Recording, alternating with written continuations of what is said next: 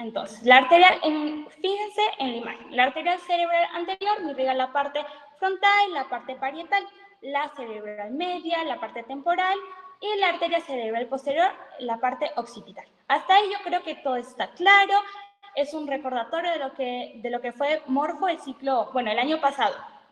Ahora, yo quiero que ustedes me digan, ¿qué pasa si, me llega un paciente y sale que tiene una obstrucción en la arteria cerebral media? ¿Qué pasaría? ¿Qué parte estaría obstruida? ¿Alguien me podría responder? Chicos.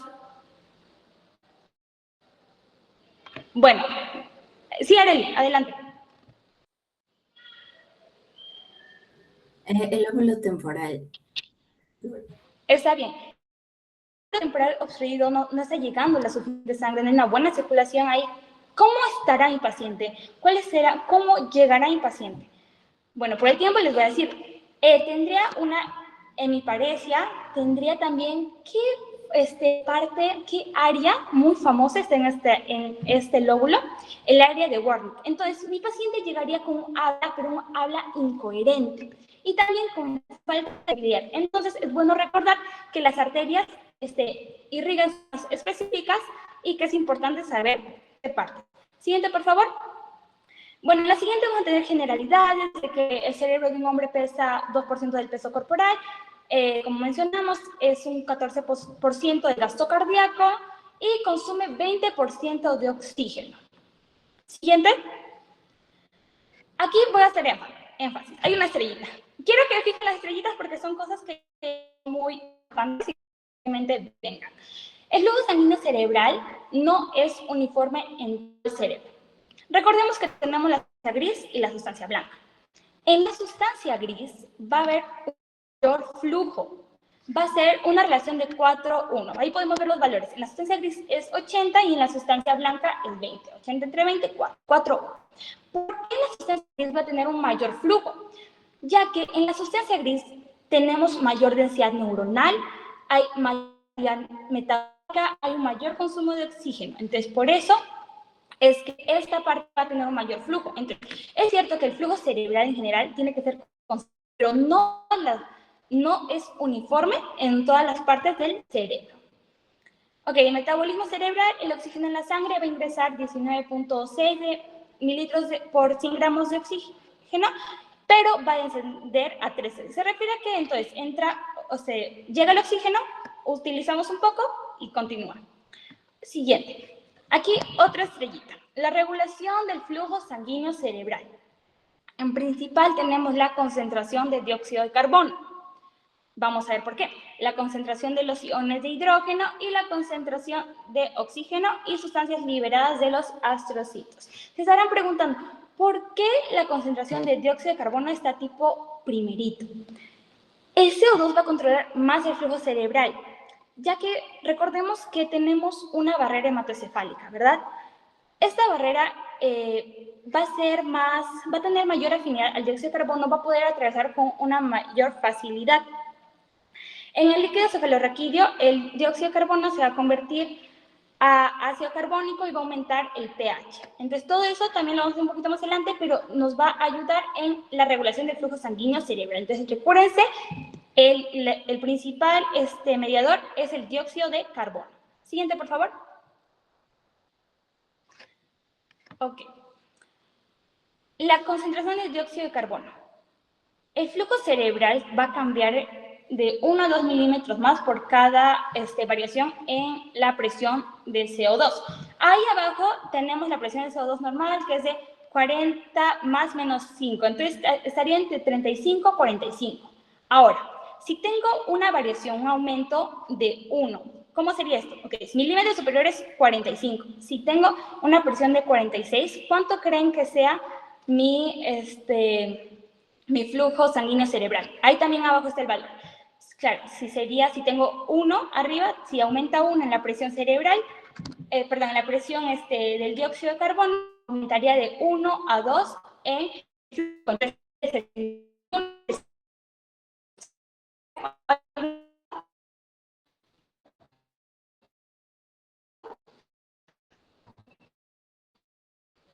Más bien, bueno, Sí, más adelante. Y es el flujo sanguíneo que tomar en cuenta lo que estás diciendo de, de un mercurio de CO2 cuando en 40, 45, así como está celebrando. respiración de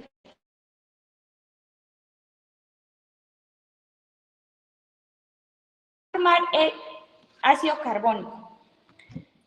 Esto se va a disociar en bicarbonato y en hidrógeno. Y el hidrógeno es importante para el pH.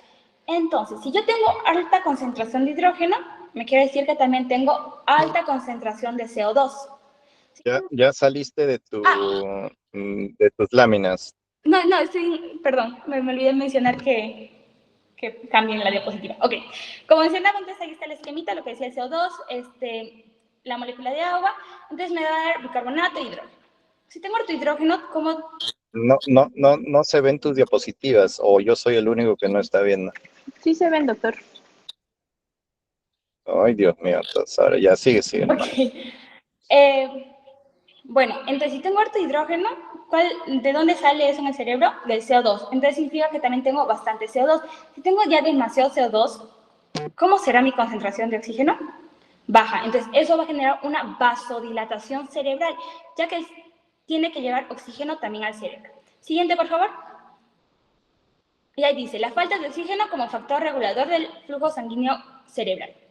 La falta de oxígeno causa una vasodilatación casi inmediata, un descenso en la presión del oxígeno del tejido cerebral por debajo de unos 30 milímetros de mercurio, incrementa el flujo sanguíneo. Entonces, acá podríamos decir que hay una relación indirectamente proporcional, ya que si hay menor oxígeno, necesito un mayor flujo cerebral. El oxígeno es esencial, pero tipo su señal aparece tarde, ya que solo es cuando cuando va a caer mucho. Entonces también como acá vemos ya una caída de 20 milímetros de mercurio, ya también va a haber una pérdida de conciencia. Siguiente, por favor. Ahí tenemos un grafiquito, como mencionaba, la falta de oxígeno como factor regulador del flujo sanguíneo cerebral. Menos oxígeno, mayor ácido láctico, aumento de osmolaridad, hay un edema cerebral. Y acá presten atención que tenemos el volumen intracraneal, el volumen en el cráneo va a aumentar. Si aumenta mi volumen intracraneal, ¿cómo va a estar la presión intracraneal? También va a aumentar. Pero si tengo mucha presión intracraneal, ¿cómo será el flujo sanguíneo craneal? Va a disminuir. ¿Ok? Siguiente. Y acá también tenemos otro gráfico, los cambios del flujo relacionado con la PCO2 y la presión de oxígeno. Entonces, hipercapnia es mucho CO2, mucho dióxido de carbono.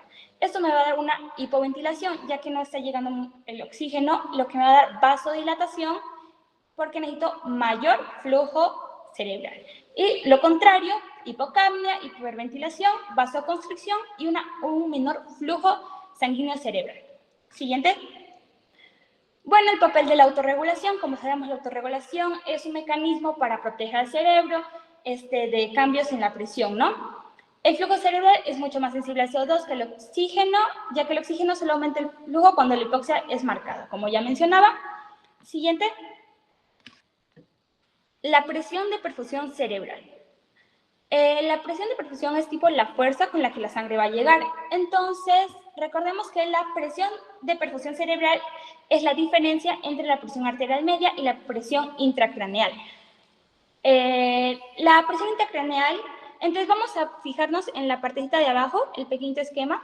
Entonces, si tengo menos presión arterial media, ¿ustedes creen que voy a tener la misma presión de perfusión cerebral? Pues no, si no tengo presión que va a llevar la sangre, no voy a tener el volumen correcto, no voy a tener la correcta perfusión, entonces voy a tener menor flujo, lo que me va a dar isquemia, no voy a tener oxígeno tampoco. Y así mismo pasa si tengo una mayor presión intracraneal. Voy a tener también menor perfusión cerebral, menor flujo sanguíneo, isquemia. La última parte yo lo relaciono con que si aumenta la presión intracraneal, va a ser tipo una presión también en contra a vencer. entonces tampoco voy a tener una presión de perfusión cerebral correcta. Continuamos. La presión arterial media. Ahí vuelve, regresa a esa lámina. Aquí cuando ustedes ven, dice la presión perfusión cerebral es la diferencia entre la presión arterial media y la presión intracerebral. Resulta que la presión intracerebral es una presión muy baja, ¿no? O sea, es una presión, digamos, en el sentido despreciable para toda la actividad. Por ejemplo, ¿no? Una presión arterial media que nosotros manejamos es 90-100, ¿no? Si hablamos que es de 120-80, en promedio 90, digamos, ahí. Y la presión intracerebral, pues, no es considerable, ¿no? Entonces, si nosotros, por ejemplo, si la presión intracerebral sube 5, 6, ahí sí podríamos nosotros hacer que decir, pues, que afecta a la presión arterial media, ¿no? Pero en esa condición, como digamos la presión intracerebral, sus valores son no son tan grandes, por eso es que casi no se utiliza, ¿no? La presión intracerebral, por eso es que la presión perfusión cerebral casi depende directamente de la presión arterial media. Ahora, lo que su compañera nos puso ahí bien el ejemplo, y la presión arterial intracerebral es la masa encefálica, la sangre, el líquido cefalorraquídeo.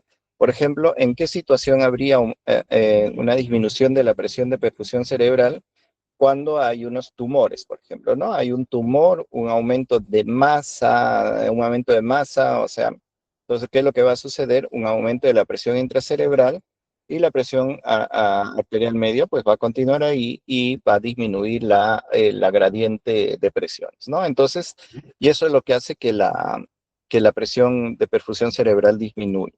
Por eso es que si ustedes se dan cuenta, la presión de perfusión cerebral normalmente es de 60 a 100 milímetros de mercurio, cosa que va a ser casi equivalente a la presión arterial media, ¿no? Ya, ese es el hincapié y ese gráfico que puso abajo su compañero está muy bueno. Ya, continuamos. Muchas gracias, doctor. Siguiente, bueno, ahí está lo que estamos explicando sobre la presión arterial media y el flujo sanguíneo. Sigamos. Y también, ¿no? Si aumenta la presión arterial media. Nuevamente, regresa al anterior. En la anterior lámina, qué es lo que nos dice? Igualito que hemos hablado, la presión arterial media es una presión, digamos, por ejemplo, aquí cuando llega hasta 65 o 70, la presión arterial media, sobre eso, el flujo sanguíneo cerebral se mantiene. Y por debajo de eso, de 65-70 como presión arterial media, el flujo sanguíneo cerebral disminuye. Y eso es lo que ustedes ven ahí en ese gráfico, ¿no? Mira, aumenta y después se va. ¿Y eso qué significa? Que a pesar de los cambios de presión arterial media, el flujo sanguíneo cerebral se mantiene si es que es mayor de 70 o 65. Si es por debajo de eso, el flujo sanguíneo cerebral se ve afectado considerablemente. Ya tengan en cuenta eso y ya no te pases tan rápido. Vamos, continúa. Gracias, doctor. Tiene razón, en esa diapositiva tenía que hacer énfasis en eso, que mientras tengamos la presión esté entre los rangos, ya sea en el rango superior o el rango inferior, va a haber una autorregulación, pero como siempre, todo tiene un límite. Si se pasa ese rango, si se pasa los valores de la presión arterial, pues ya no se va a dar eso. Entonces, el siguiente gráfico, si es lo mismo que vimos anteriormente. Siguiente, Vivi, el aumento de la presión arterial media o de la presión de perfusión cerebral va a incrementar la vasoconstricción para que haya menos, y si disminuye, va a disminuir la resistencia vascular y va a haber una vasodilatación, va a haber un mejor flujo. Siguiente, recordar siempre que en presencia de acidosis se pierde la autorregulación y aumenta el flujo sanguíneo cerebral, llevando un aumento de la presión intracerebral por un edema que va a empeorar la acidosis, ¿no? Como habíamos visto, la acidosis por el pH y por el CO2. Siguiente. Ok, el flujo sanguíneo cerebral y la actividad metabólica cerebral. Durante la activación neuronal, la tasa metabólica cerebral va a disminuir durante el sueño, ya que durante el sueño vamos a tener menor necesidad de nutrientes, de oxígeno. Pero en cambio, cuando ya hay la activación neuronal, todo va a subir. Va a subir la tasa metabólica cerebral, lo que me va a dar que necesite subir el flujo sanguíneo cerebral. Entonces, a más actividad, voy a tener mayor demanda, y a mayor demanda voy a tener un mayor flujo. Entonces, ahí, como puse también en el gráfico, es una retroalimentación positiva. Siguiente. Ok, ahora la temperatura y el flujo sanguíneo cerebral. La hipotermia va a disminuir la tasa metabólica cerebral, y si disminuye la tasa, si era directamente proporcional, también va a disminuir mi flujo sanguíneo cerebral. Pero en cambio, la hipertermia va a incrementar la tasa metabólica. Entonces, esto va a hacer que el flujo sanguíneo también incremente. Pero aquí quiero hacer énfasis en algo. Hipertermia, ¿a qué le suena? Que alguien me diga. Hipertermia. Aumento de la temperatura. ¿Ya? ¿Quién dijo fiebre? Yo, María. Ya. La hipertermia no es lo mismo que la fiebre. ¿Por qué? La hipertermia es, en primer lugar, la fiebre es un aumento regular de la temperatura corporal. Un aumento es en el cual el hipotálamo va a tener va a ser una señal, pues el cuerpo tal vez es una respuesta a alguna inflamación, alguna infección. Entonces es una respuesta, ¿no? Es un aumento de la temperatura corporal. Pero la hipertermia no es un aumento regulado de la temperatura. Aquí el hipotálamo, el ajuste del hipotálamo va a ser normal, el cuerpo no logra disipar el calor.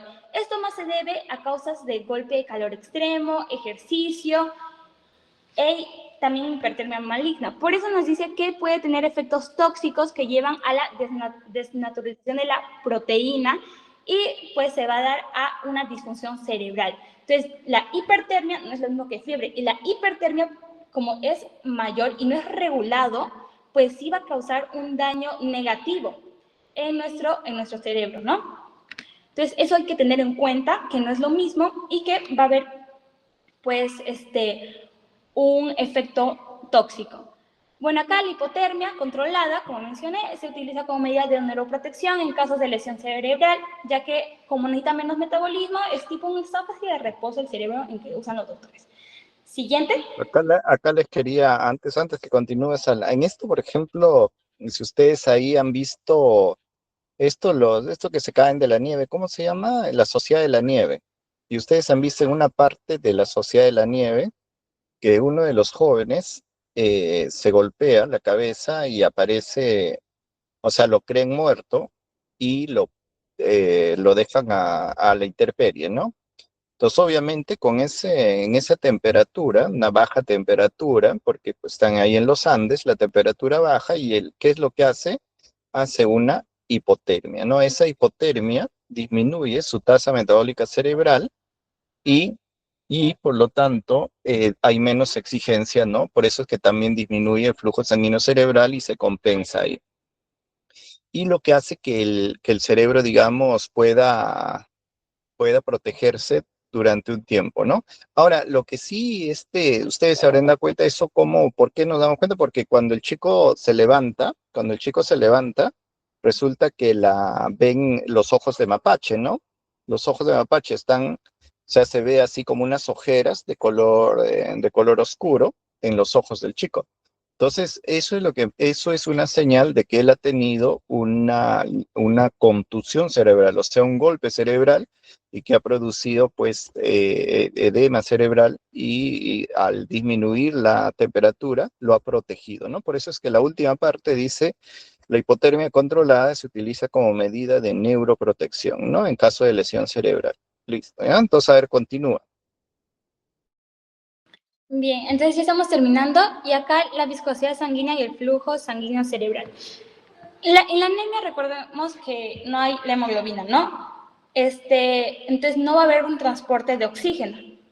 Si no hay transporte de oxígeno, va a tener que aumentar el flujo sanguíneo cerebral, ya que tiene que compensar. También que la viscosidad está marcada en el plasma por el hematocrito. Entonces, si tengo un hematocrito con un porcentaje mayor, pues va a tener mayor viscosidad, mayor resistencia y menor flujo. Entonces, también tener en cuenta que la viscosidad sanguínea, como está el plasma, también va a aumentar en el flujo sanguíneo cerebral, ¿no? En general, en todo el flujo sanguíneo. Y por último, los factores neurogénicos. Siguiente, por favor. Que un tono simpático aumentado va a incrementar el flujo sanguíneo cerebral y un tono simpático disminuido va a reducir el flujo sanguíneo cerebral, ya que el tono simpático va a actuar más en las arterias grandes, es de mayor calibre, que sería pues, nuestra aorta, nuestra carótida.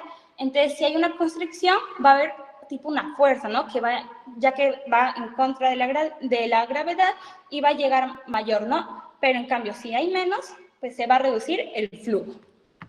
Y eso sería todo de circulación cerebral. Muchas gracias.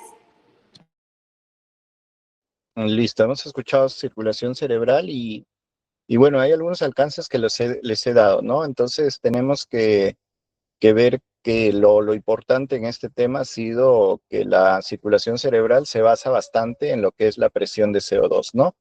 La presión de CO2 también se basa importante en la presión de CO2 porque aumenta la CO2 y puede generar acidosis, ¿no? Acidosis respiratoria y lo que también puede generar pues un aumento de la presión intracerebral. Entonces, lo que sí, la definición de la presión de percusión cerebral es importante que ustedes lo sepan, de presión de percusión cerebral y la relación entre presión arterial media y presión intracerebral, ¿no? Entonces podemos manejar esos conceptos para poder, digamos, evaluar un paciente cuando tiene un tumor cerebral o, por ejemplo, puede tener una hidrocefalia, ¿no? Una hidrocefalia es cuando los ventrículos, digamos, no hay o sea, estos canales que van por los líquidos cefalorraquídeos están obstruidos o por algún motivo, o sea, no fluyen, ¿no? Entonces, ¿qué se hace? El líquido cefalorraquídeo se queda, aumenta y eso también va a aumentar la presión intracerebral, ¿no? Entonces, si aumenta la presión intracerebral, va a disminuir el gradiente de presión y al disminuir el gradiente de presión, va a disminuir la presión de perfusión cerebral. Entonces, si va a disminuir, entonces el flujo sanguíneo cerebral también va a disminuir, ¿ya? Entonces, eso es importante. Cuando, por ejemplo, y la presión arterial media, esto sí, la relación casi es directa, ¿no? Es directa con la presión de perfusión cerebral, ¿ya? ¿Por qué? Porque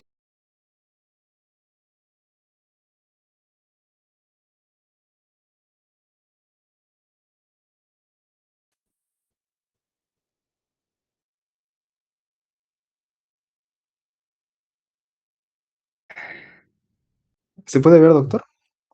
¿Y se me escucha? sí lo vemos. Continúa. Ya. Bien.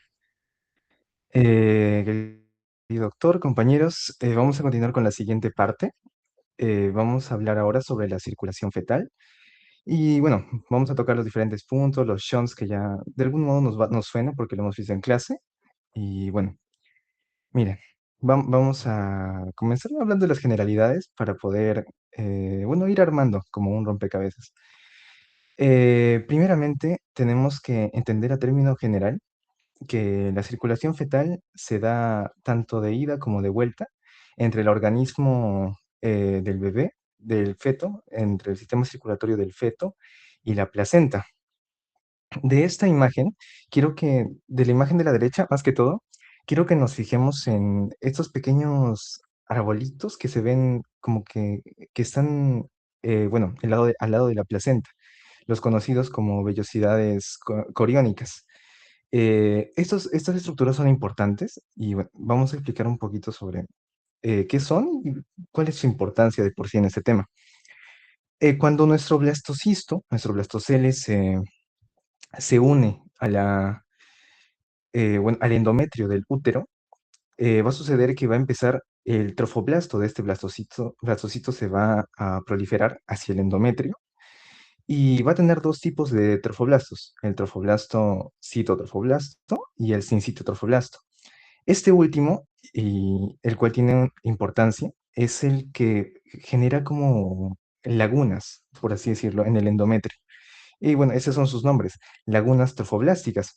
Estas lagunas van a tener una función de almacenar sangre, ya que van a formarse alrededor de los vasos de la madre y van a llenarse de sangre.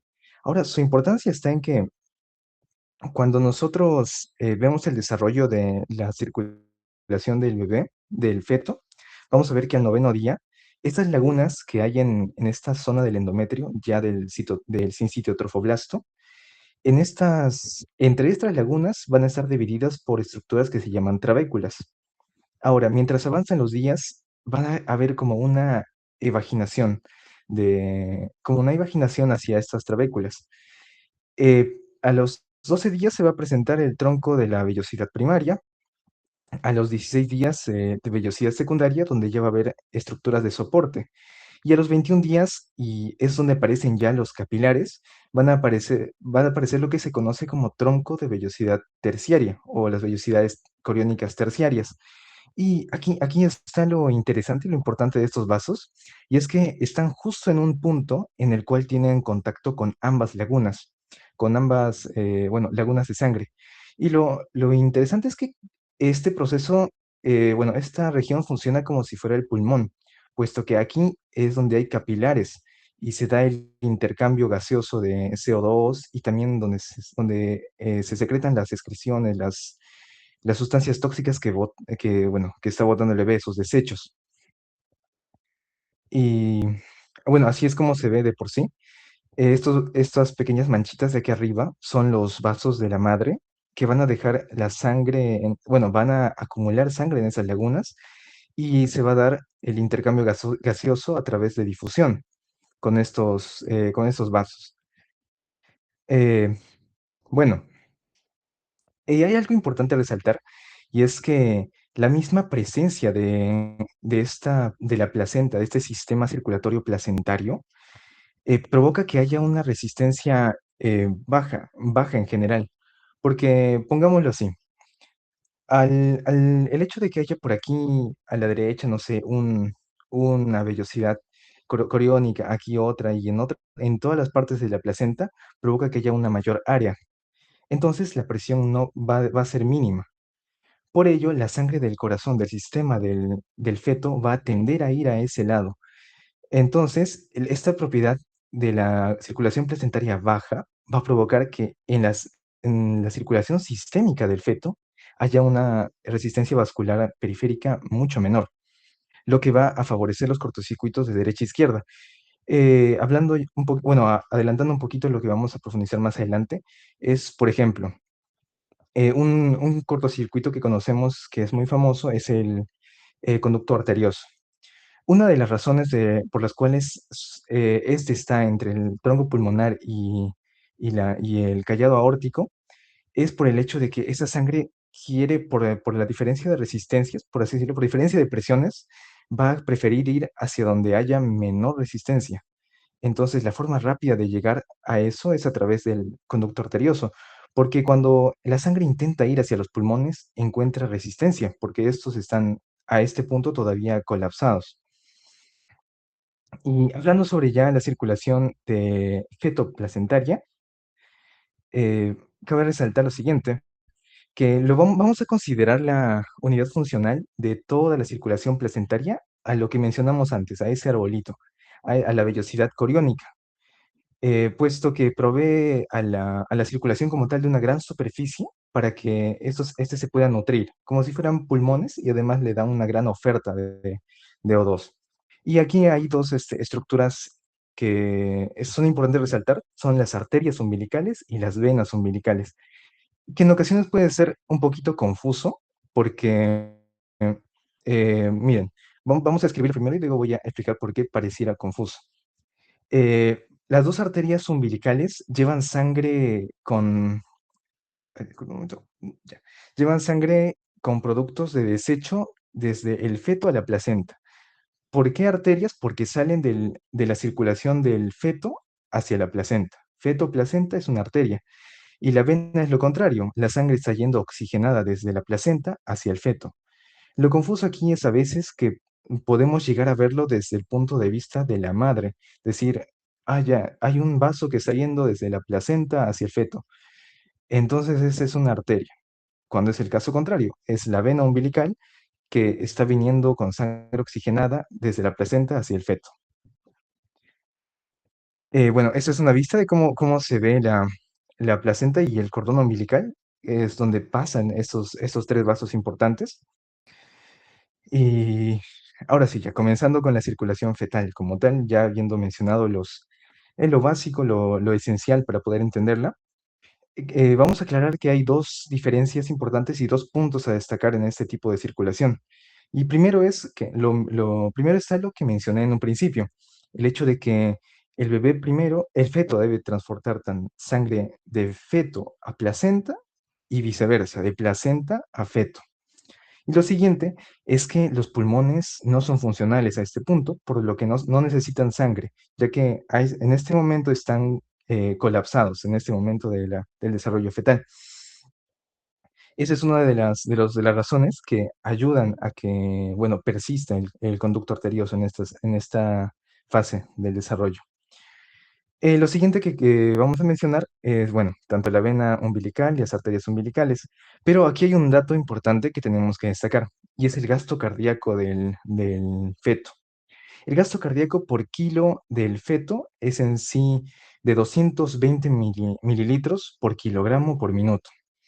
Ahora, viendo así muy a general, digamos, yo estoy repasando al final antes de dar mi examen y yo veo ese dato y me quedo con que, ah, ya, entonces el gasto cardíaco de un feto es menor al de un adulto. Y no es así. Vamos a ver más adelante que en sí el gasto cardíaco de un feto es hasta 3 veces mayor que el de un adulto.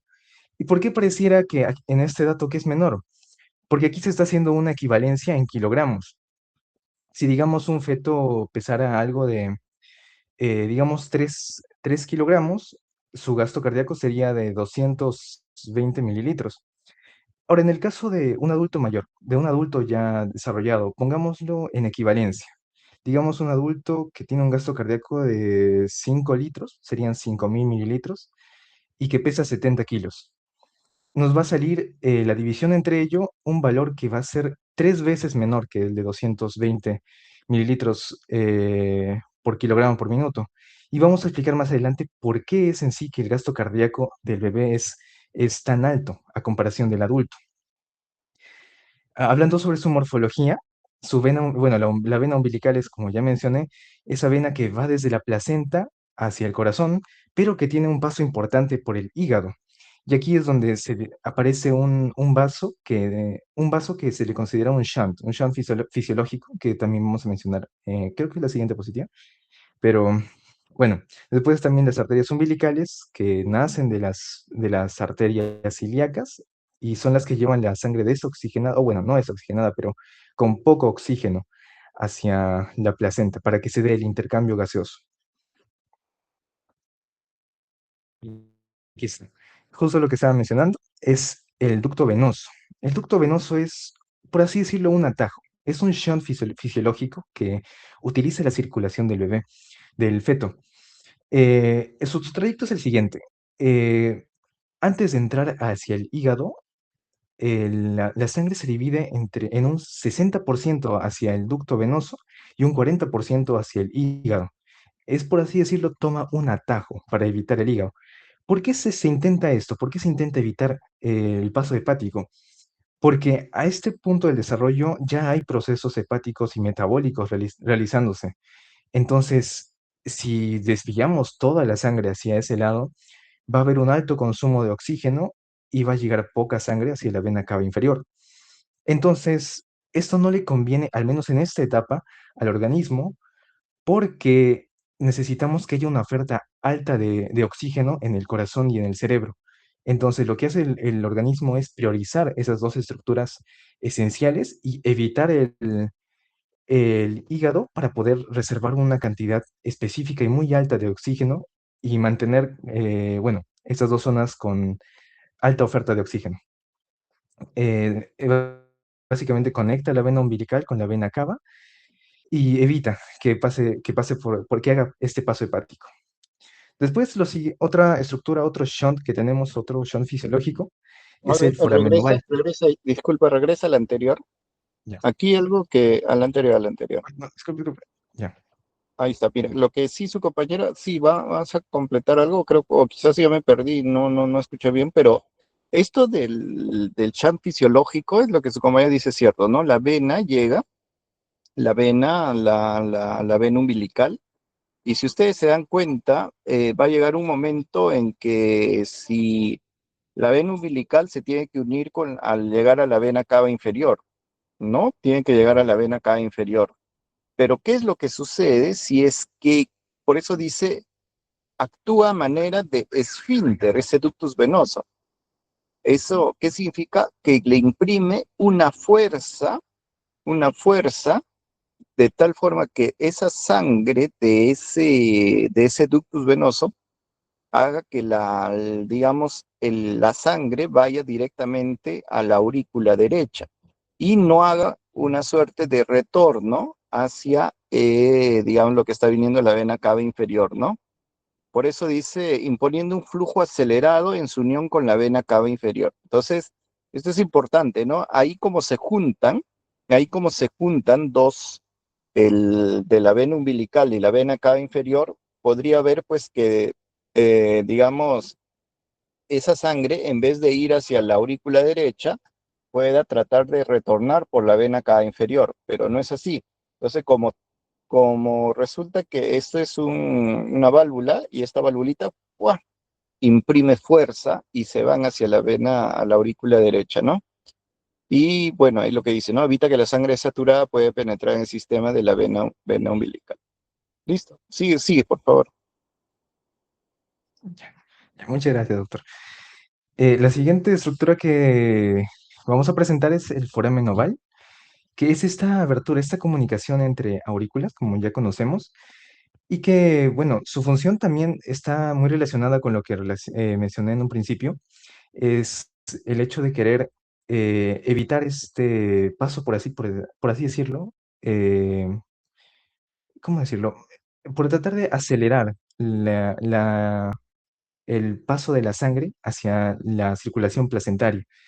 Y bueno, también se menciona que transporta una saturación sangre con saturación alta, ya que como mencionamos y como nos aclaró el doctor, el ducto venoso separa una cantidad específica de O2, de saturación de O2, desde de la aurícula izquierda que proviene de la vena cava inferior.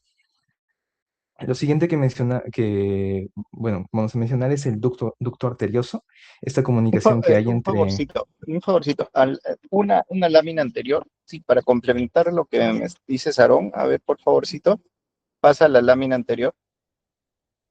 Aquí, mira, hay una cosa que dice, transporta sangre con una saturación del 75% a la aurícula izquierda.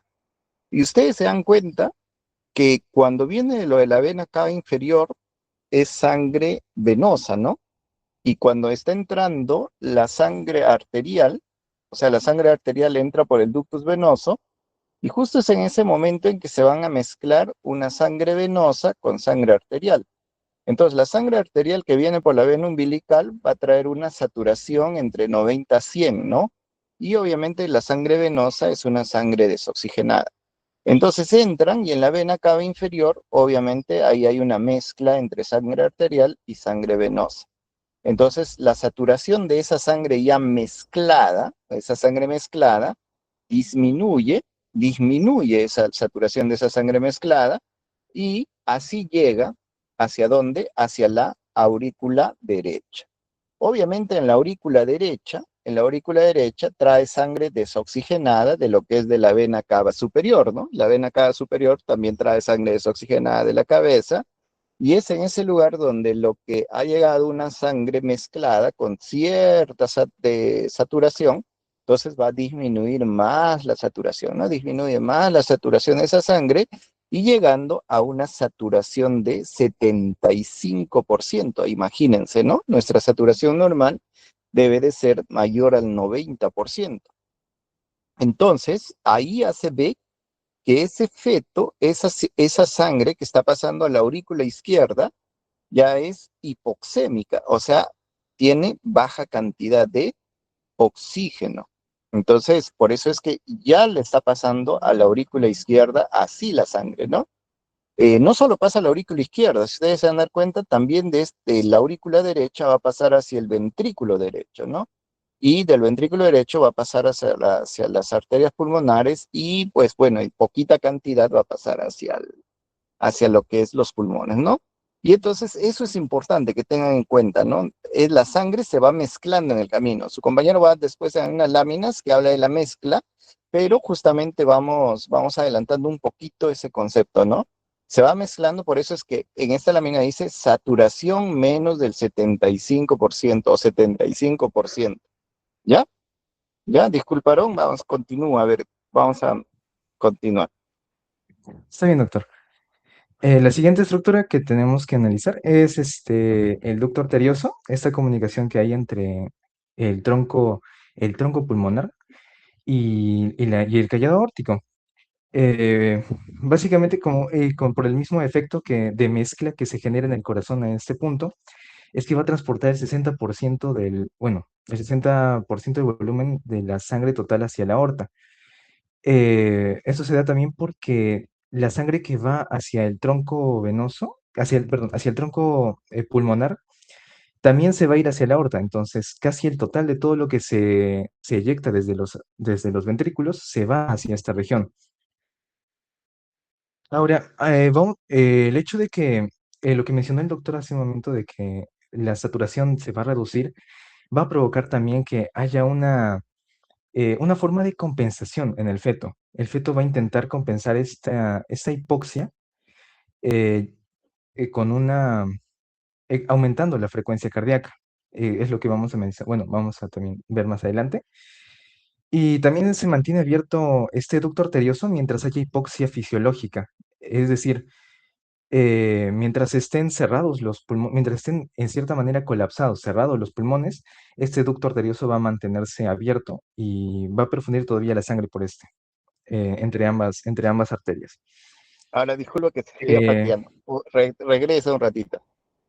Ya vamos a complementarnos, a hacer un ping-pong de conocimientos. Mire, esto vamos a complementar un poquito, Aarón, sin desmerecer lo que está exponiendo, pero fíjense, ¿qué es lo que hemos dicho? La sangre llega hacia la aurícula derecha, ¿ya? Llegó hacia la aurícula derecha y hay una porción de esta sangre que pasa de la aurícula derecha a la aurícula izquierda, pero hay otra porción de esta sangre que pasa hacia el ventrículo derecho. Entonces, de este ventrículo derecho, ¿qué es lo que hace? Sale la arteria pulmonar, ¿no? Sale la arteria pulmonar y la arteria pulmonar se divide. Ahora, como los pulmones están en semicolapso, los pulmones están en semicolapso, recuerden esa palabra, no necesitan mucha sangre, mucho oxígeno. Además, al estar en semicolapso estos pulmones, su compañero muy bien ya les dijo anteriormente, su presión de esos pulmones es alta, su presión es alta, por lo tanto, la presión de la arteria pulmonar también es mayor. Entonces, ¿qué resulta? Y de aquí también sacamos lo que su compañero nos dice. Las la presión de la placenta es baja, ¿no? La resistencia vascular de la placenta es baja y también, por lo tanto, la resistencia en el feto es baja. Entonces, ¿qué significa? Que en ese momento de la circulación fetal, la presión de la arteria pulmonar es mayor que la presión de la aorta. Entonces, al haber esa diferencia de presiones y al existir un ductus, por lo tanto, el flujo va a ser siguiendo la presión, ¿no? La presión mayor a una presión menor. Y para suerte nuestra, ese flujo, o sea, ese ductus arterioso, se mantiene abierto por la hipoxia, ¿no? Entonces, así más o menos lo imaginamos, ¿no? Imaginemos, ya bajó, arteria pulmonar, y se va hacia la pulmonar. hacia la aorta. Y esa es la explicación que tenemos que hacer, ¿no? Por la resistencia vascular disminuida que tiene la aorta. ¿Ya? En general, todo el fetito es hipotenso en general. Vamos, continúa a ver. Ya. Y aquí está básicamente lo que nos dijo, lo que nos resumió el doctor, que toda la sangre que llega a la aurícula izquierda, porque bueno, van a ser comunicados por el foramen oval, va a llegar vía la vena cava superior, vena cava inferior y la misma del seno coronario. Además de que, como mencionamos, y lo que nos aclaró también el doctor, de que los pulmones están en un semicolapso, reciben solamente entre un 4 a 15% de lo que se expulsa desde el ventrículo derecho. Y bueno, el ventrículo izquierdo también mantiene la circulación coronaria y cerebral por el arco aórtico. Y bueno, vamos a ir con la siguiente parte. Ya. Vamos a mencionar ahora los sitios de mezcla que se consideran que son 5, más o menos. Vamos a ir comparando estos cuadritos con la imagen que tenemos previamente. El primer lugar que se menciona donde hay mezcla, donde sabemos que hay mezcla, es en el hígado, porque sabemos que hay mezcla que hay desde la circulación portal y también la porción de sangre que se divide aquí con el ducto venoso, el 40% que va hacia el hígado. Esa es la primera mezcla de sangre que tenemos. La siguiente que veremos es la mezcla en la vena cava inferior. Se mezcla la sangre no oxigenada que proviene de las extremidades inferiores entre sí mismas y también con la sangre que viene de la vena umbilical.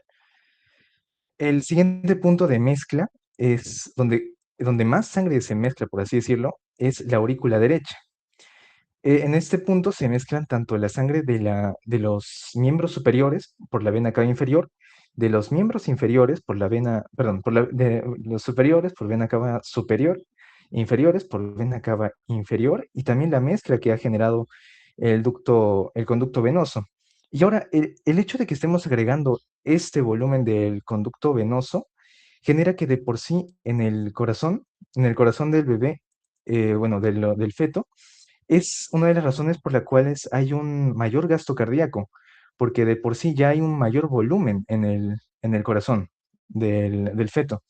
El último punto de mezcla es en la aurícula izquierda, puesto que mezcla la sangre de los pulmones en desarrollo, la sangre que está regresando, que no necesita mucha sangre oxigenada, con la sangre que está viniendo y cruzando por el foramen oval.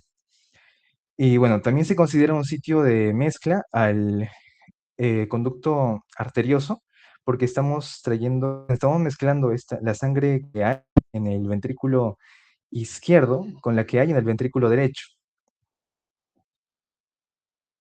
Lo siguiente que podemos mencionar sobre las características cardiovasculares del feto es, como ya nos hemos dado cuenta, por lo general, el feto siempre va a estar en una hipoxia fisiológica, va a estar muy bajo en presión, por lo que va a haber una mayor oferta de presión, bueno, va a haber una mayor presión parcial de CO2 en general en su organismo. Por ello mismo, porque de por sí hay mucha presencia de CO2 en su organismo, no se va a eliminar como tal, bueno, a comparación de un adulto, es que su pH va a ser bajo, ya que de por sí su capacidad de buffer de un amortiguador que va a volver el pH más alcalino, va a ser mayor. Después, también bueno, como mencionamos de que hay mayor volumen que llega a las aurículas y luego a los ventrículos, es que la forma de compensarlo del organismo, del feto, es aumentar la frecuencia cardíaca, que a comparación bueno, de un adulto va a estar muy elevada. Y su resistencia vascular periférica va a estar baja porque va a estar comunicado bueno, va a tener esta relación de escape, por así decirlo, hacia la placenta. La placenta, bueno, como mencioné al inicio, va a generar bueno, la placenta de por sí tiene una resistencia muy baja, entonces la sangre va a querer ir hacia ese lado. Entonces, en el general del feto, en su circulación general, su resistencia vascular periférica va a estar muy disminuida. También su presión sanguínea sistémica va a estar disminuida. Sus pulmones van a estar llenos de líquido, por lo cual van a estar colapsados. Y bueno, diferentes también puntos. De esos, destacar que también va a estar elevada su presión arterial pulmonar, porque tiene que haber, bien me aclaró el doctor eso, que se me olvidó mencionar que va a haber esta diferencia de presiones mayor en el ventrículo derecho que en la aorta, porque tiene que ir en ese sentido, mayor en el tronco pulmonar. Uy, se me fue. Y aquí vamos a mencionar sobre el gasto cardíaco fetal. Y como aplicamos en ese ejemplo que nos dio, bueno, que vimos en las láminas, en las diapositivas anteriores, se nos dice que el gasto cardíaco fetal es 3 veces mayor en un feto que en un adulto, debido primeramente a que va a estar aumentada la frecuencia cardíaca fetal. Entonces, siendo uno de los factores que afectan directamente al gasto cardíaco, de por sí, el hecho de que aumente la frecuencia cardíaca va a aumentar el gasto cardíaco. Después también va a estar aumentado su volumen sistólico por el mismo hecho de que hay más volumen. Viene tanto de la vena cava superior, vena cava inferior y la sangre que se está aumentando de la placenta. Por ello mismo, porque hay mayor volumen, va a haber un mayor retorno venoso. Va a ser 2 veces más grande que en un adulto, haciendo la proporción. Y también por la presencia de cortocircuitos intracardíacos, como sería, por ejemplo, el foramen oval. Y también el aumento del tono vascular simpático que se agrega cerca del término, bueno, cerca del momento en el que el bebé está por llegar a sus últimas semanas de desarrollo. También destacar esta frase que nos deja, adaptación a una baja saturación de oxígeno. Hay una adaptación a una baja saturación de oxígeno en la sangre. Todos estos cambios del gasto cardíaco, en el gasto cardíaco y en los diferentes factores, se deben a una adaptación a esta hipoxemia fisiológica. Sobre la sangre fetal, vamos a ver que hay una mayor afinidad por el oxígeno que en la de adulto. Y a comparación de un adulto, que normalmente nosotros estamos con una saturación de 98%, la saturación en un feto va a estar muy disminuida, siendo que puede llegar hasta 60% de saturación. Y también la concentración de hemoglobina va a ser mayor, mucho mayor que en un adulto. Y bueno, esa es la última diapositiva. Vamos a ver las características que aparecen cuando se separa de la No, placenta retorna, termina la al... lámina anterior, termina la lámina anterior. No, es La que lámina la verdad anterior dice, no podría... aquí es lo que dice, ¿no? Lo que tú estás diciendo. La saturación del oxígeno en el feto es hipoxémico, ¿no? O sea, el feto es completamente hipoxémico, ¿ya? Y el contenido del oxígeno en el feto, normalmente nuestro oxígeno es 21 mililitros de oxígeno por decilitro. Entonces, del feto es 16 mililitros de oxígeno, cosa que nos demuestra que la saturación de oxígeno en el feto es mucho más baja, ¿no? Y la concentración de hemoglobina es mayor que en el adulto. ¿Por qué es mayor que en el adulto? Eso es lo que ustedes podrían pensar, ¿no? Entonces, si nosotros decimos, si yo tengo poca oferta de oxígeno, ¿qué es lo que necesito? Puedo decir que quiero transportar mayor cantidad de oxígeno, ¿no? O sea, si yo aumento la cantidad de transportadores, o sea, voy a hacer que ese oxígeno tan poquito, pues lo pueda atrapar más para poder transportarlo. Entonces, por eso es que el feto tiene una hemoglobina aproximadamente de 20, 19, 20 y un hematocrito de 60. Entonces, por eso es que la concentración de hemoglobina es mayor que en el adulto, 20. Entonces, por eso, ¿ya? Entonces, siempre la relación de 3-1. Y es por eso que cuando nace el feto, o sea, nace, es un recién nacido, ¿qué es lo que va a suceder? Eh, Va a haber una destrucción de, de esos glóbulos rojos que están excediendo porque ya la oferta de oxígeno es mucho mejor, ¿no? Porque estamos a Aquí ya el feto nacido, o sea, ya no hay hipoxemia, los pulmones han empezado a ventilar mejor.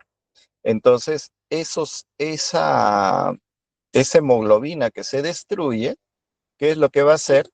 Se va a convertir en bilirrubina indirecta. ¿Y qué es lo que va a pasar? Puede ser de que, digamos, temporalmente el fetito se vuelva amarillo, ¿no? Entonces, lo que vamos a llamar como ictericia fisiológica.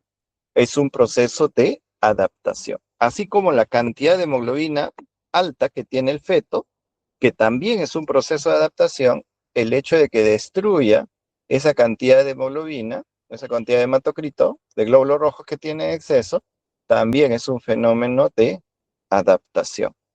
¿Ya? A ver, sigue, Aarón. Está bonito tu exposición.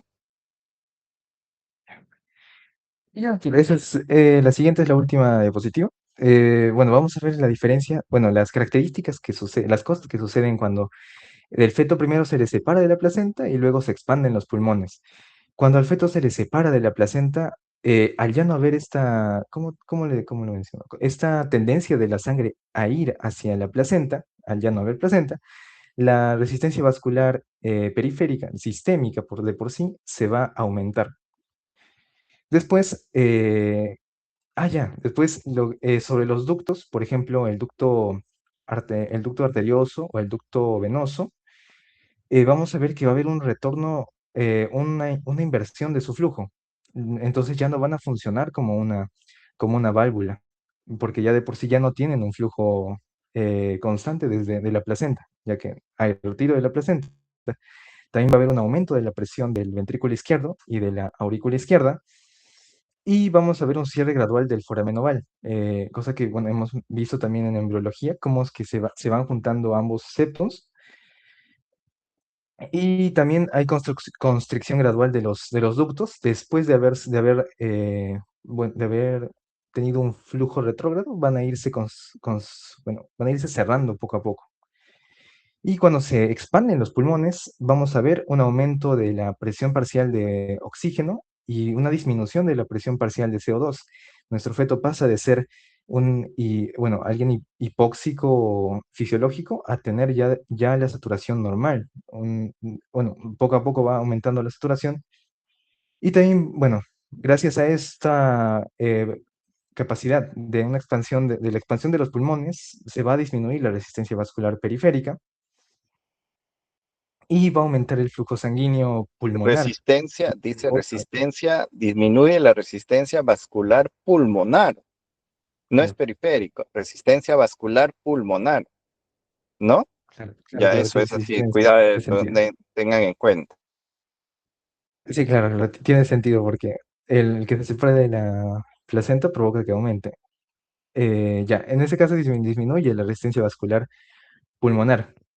La expansión de los pulmones también provoca que haya un aumento del flujo sanguíneo pulmonar de 8 a 10 veces de lo que era antes, porque, bueno, ya van a estar estos perfundiendo y bueno, ya no están colapsados, ya no generan esta presión, esta presión fuerte en las venas pulmonares ni en sus arterias.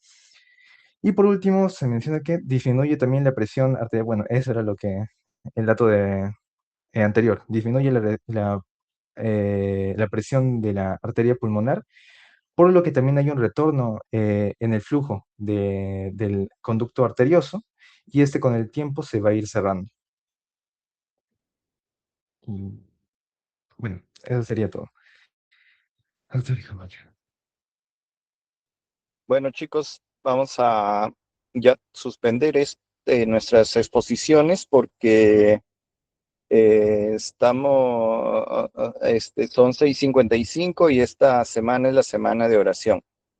¿Ya? Entonces, tenemos que respetar y van a asistir a continuar, ¿ya? Entonces, el día de mañana vamos a hacer la clase, creo que toca fisiopatología de la insuficiencia, no, de la insuficiencia cardíaca, no, del infarto de miocardio. Por favor, traten de estar en clase, porque vamos a hacerlo igual con la pizarra, ¿ya? Y después de eso ya vamos a ver si tenemos tiempo por lo menos para una o dos exposiciones. Y así vamos avanzando. Entonces, listo. Ahora, antes de que sean las 7, los apuntes, traten de hacerlos ya después como su compañero ha expuesto. Vamos a hacer y con algunas contribuciones que yo también por ahí he puesto, entonces ustedes traten de que esos apuntes sean, que expliquen todo lo que, los cuadros y esto, ¿no? ¿Ya? Cualquier duda que tengan, igual me preguntan el día de mañana, o en su caso, ya vemos en los días siguientes, ¿no? No necesariamente el día de mañana. Y los que hacen los apuntes, también pueden coordinar conmigo para ver si es que algo podemos agregar o algo disminuir, ¿no? Pero en lo posible ya. Ahora, estas clases para algunos que quizás estas clases están a sus compañeros de años anteriores, yo lo he dictado, pero sus compañeros lo han hecho muy bien, ¿ya? Lo han hecho muy bien, así que hay que felicitarlos. Listo, chicos, nos vemos el día de mañana. Y a las 5 si mañana ojalá se pueda antes, ¿ya? Yo voy a estar 5:50 por si acaso. 5:50 en punto, vamos a empezar la clase, ¿ah? No vayan a estar, bueno, las doctoras yo sé que traten de estar porque la idea es que estén desde el principio para que puedan entender todo la secuencia que hacemos sobre fisiopatología, ¿ya? Porque si llegan después, no se van a por ahí que desorientar y no van a tener esa secuencia que nosotros seguimos. ¿Ya? Entonces procuren mañana decir a las doctoras que por favor a unas 5:45 terminen y estén en clase 5:50. ¿Ya? Listo. ¿No hay dudas hoy día? Nada, ¿no? Listo. Buenas noches y vayan a esto, vayan a compartir con la semana de la oración. Nos vemos, chicos. Chao. Gracias, doctor.